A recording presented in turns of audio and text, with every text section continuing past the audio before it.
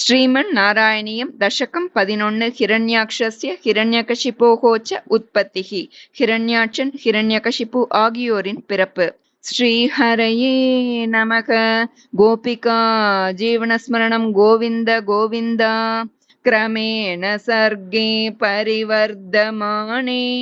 कदापि दिव्यासनकादयस्ते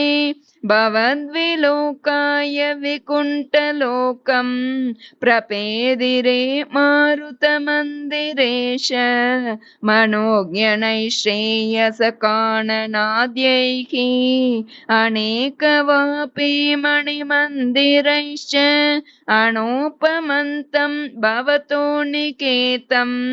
मुनीश्वराः प्रापुरतीतकक्ष्याः भवद्दिदृक्षून् भवनं दिवीक्षून् द्वास्तौ जयस्तान् विजयोऽप्यरुन्दां तेषां च चित्ते पदमापकोपः सर्वं भवत्प्रेरणयैव भूमन् वैकुण्ठलोकान् उचितप्रचेष्टौ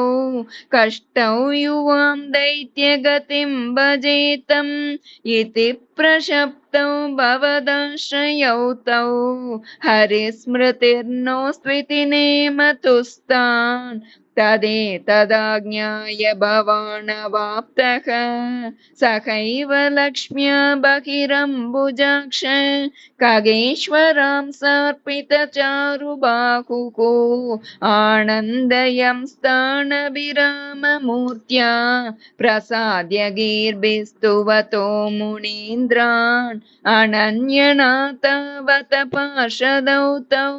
संरम्भयोगेन भवैस्त्रिभिर्माम् उपेतमित्यातकृपण्यगादिः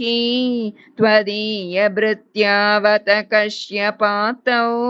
सुरारिवीरा उदितौ द्वौ सन्ध्यासमुत्पादनकष्टचेष्टौ यमौ च लोकस्य यमाविवाण्यौ हिरण्यपूर्वः कशिपुः किलैकः परो हिरण्याक्ष इति प्रतीतः